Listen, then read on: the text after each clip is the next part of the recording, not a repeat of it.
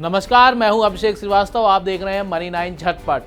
Mutual fund निवेश बाजार जोखिमों के अधीन है, ये तो आपने कहीं ना कहीं सुना ही होगा, लेकिन अब जल्द ही आप इसे अपनी आंखों से देख भी पाएंगे। बाजार नियामक सेबी ने इक्विटी म्यूचुअल फंड की तरह ही कमोडिटी म्यूचुअल फंड स्कीम के लिए भी जोखिम के स्तर को बताना अनिवार्य कर दिया है। दरअसल कोविड-19 और Franklin Templeton debt fund crisis के बाद निवेशकों का रुझान एक बार फिर म्यूचुअल फंड स्कीम में बढ़ने लगा है। वित्त वर्ष 2021-22 के अंत तक म्यूचुअल फंड इंडस्ट्री का AUM 37.5 लाख करोड़ रुपए हो गया। म्यूचुअल फंड निवेशकों की संख्या भी बढ़कर 12.95 करोड़ हो गई, जो अपने आप में एक रिकॉर्ड है।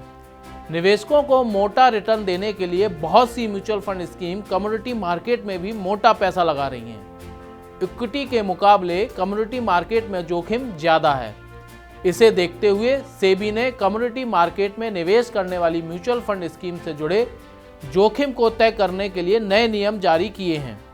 सेबी के मुताबिक कमोडिटी का रिस्क स्कोर दिखाने के लिए एक रिस्कोमीटर बनाना होगा। इस मीटर में रिस्क स्कोर किसी कमोडिटी के वार्षिक मूल्य में आने वाले उतार चढ़ाव के आधार पर तय होगा। इसकी गणना हर तिमाही होगी। इसके लिए कमोडिटी की पिछले 15 साल की कीमतों को बेंचमार्क इंडेक्स की तरह इस्तेमाल किया जाएगा। ये रिस्कोमीटर काम कैसे करेगा, चलिए इसे एक आसान उदाहरण से समझते हैं।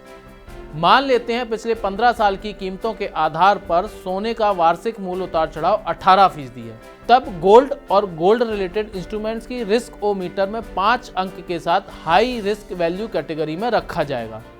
सेबी के मुताबिक अगर कमोडिटी में उतार चढ़ाव 10% से कम है तो उसे कम जोखिम वाली कैटेगरी में 3 अंक के साथ दर्शाया जाएगा।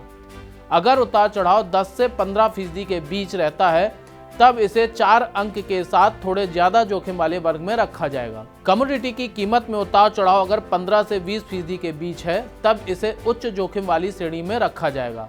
इसी तरह अगर उतार चढ़ाव 20% से अधिक है तब इसे अत्यधिक जोखिम वाले कॉलम में रखा जाएगा।